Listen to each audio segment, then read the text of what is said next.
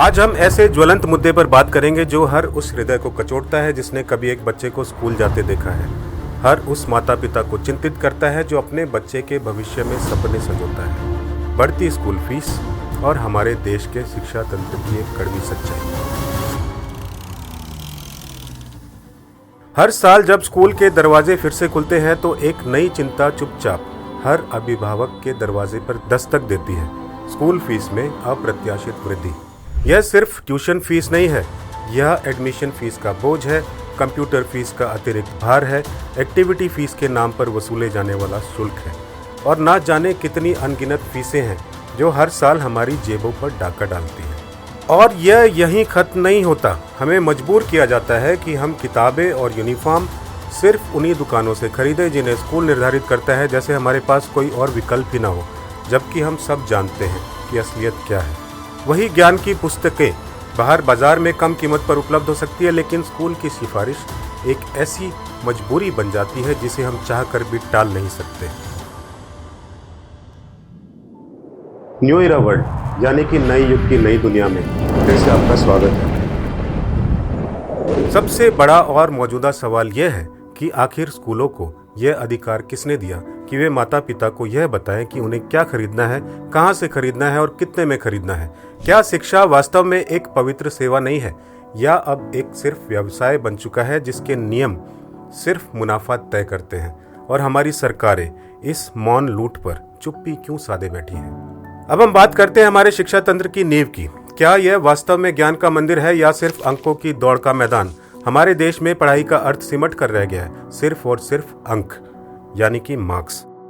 बच्चा कितनी गहराई से समझता है, उसमें क्या अद्वितीय प्रतिभा छिपी है, क्या वह लीक से हटकर कुछ नया करने की इच्छा रखता है, यह कोई नहीं पूछता। बस एक ही प्रश्न गूंजता है, तुम्हारे मार्क्स कितने आए। जो बच्चे ऊंची उड़ान भरते हैं, शानदार अंक लाते हैं, उन्हें मंच पर सम्मानित किया जाता है, पुरस्कारों से नवाजा जाता है, उनकी उपलब्धियों का बखान होता है।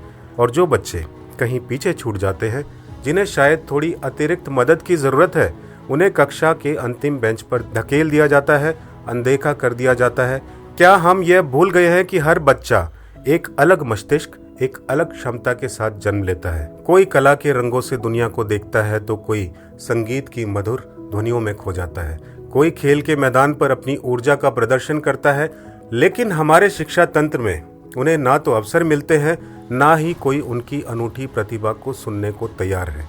और फिर आता है हमारे बच्चों के कंधों पर लदा हुआ बोझ, किताबों का बोझ, नोट्स का बोझ, प्रैक्टिकल कॉपी और गाइडों का अंबार, मॉडल पेपर्स का अतिरिक्त दबाव। क्या हमारे बच्चे स्कूल जा रहे हैं या वे अपने कोमल कंधों पर पूरी जिंदगी का बोझ ढो रहे हैं। जरा दूसरे देशों की शिक्षा प्रणाली पर नजर डालिए। कई विकसित देशों में बच्चों की किताबें स्कूल में ही रहती हैं, पढ़ाई स्कूल में होती है, उन्हें घर ले जाने की शायद ही कोई आवश्यकता होती है। उनका बचपन तनाव मुक्त और खुशहाल होता है। लेकिन हमारे यहाँ ट्यूशन भी ज़रूरी, होमवर्क भी ज़रूरी और अब तो एक्स्ट्रा क्लास भी एक अनिवार्य हिस्सा बन गया है। और माता पिता मजबूर है, क्योंकि अगर उन्होंने यह सब नहीं कराया तो उनका बच्चा इस अंधी दौड़ में कहीं पीछे ना छूट जाए। इस आपाधापी में हमारा बचपन खोता जा रहा है। बचपन जो कभी खेलने कूदने, हंसने मुस्कुराने का पर्याय था, अब सिर्फ एक निर्मम प्रतिस्पर्धा का नाम बन चुका है। 6 साल के मासूम बच्चे को यह सिखा दिया जाता है कि उसे हर कीमत पर दूसरों से आगे निकलना है। 10 साल की उम्र में उसकी छोटी सी दुनिया रैंक और नंबरों की चिंता में सिमट जाती है। क्या यही भविष्य हम अपने बच्चों के लिए चाहते हैं। हर बच्चा एक अनमोल फूल है। हर फूल अपनी तरह का अनूठा होता है और अपनी विशिष्ट सुंदरता रखता है। कोई बच्चा सुनकर बेहतर समझता है, कोई गाकर तो कोई ग्राफ और चार्ट के माध्यम से आसानी से सीख जाता है। जरूरत है उन्हें समझने की, उन्हें सहारा देने की, उन्हें उनका बचपन खुलकर जीने देने की। तो आइए मिलकर आवाज उठाएं, सवाल करें कि क्यों स्कूल फीस मनमाने तरीके से हर साल बढ़ती जा रही है, क्यों माता पिता को महंगी दुकानें चुनने के लिए मजबूर किया जा रहा है, क्यों शिक्षा का एकमात्र उद्देश्य सिर्फ नंबर हासिल करना बन गया है, और सबसे अहम सवाल, क्यों हम अनजाने में अपने बच्चों का सुनहरा बचपन छीन रहे हैं। याद रखिए, शिक्षा का सही अर्थ सिर्फ किताबी ज्ञान तक सीमित नहीं है। इसमें समझ, आत्मविश्वास और सच्ची खुशी भी शामिल है। आइए मिलकर एक ऐसी शिक्षा प्रणाली का निर्माण करें जहां हमारे देश का हर बच्चा खुलकर मुस्कुरा सके, अपनी प्रतिभा को पहचान सके और एक खुशहाल भविष्य की ओर बढ़ सके। अगर आप भी इस विचार से सहमत हैं तो इस वीडियो को लाइक करें, ज़्यादा से ज़्यादा लोगों तक शेयर करें और कमेंट सेक्शन में अपने मूल्यवान अनुभव और विचार ज़रूर साझा करें। मिलकर ही हम बदलाव ला सकते हैं। मिलते हैं अगले कार्यक्रम में एक नए महत्वपूर्ण मुद्दे के साथ। तब तक के लिए जय हिंद, जय बाल शिक्षा, जय भारत। प्रणाम।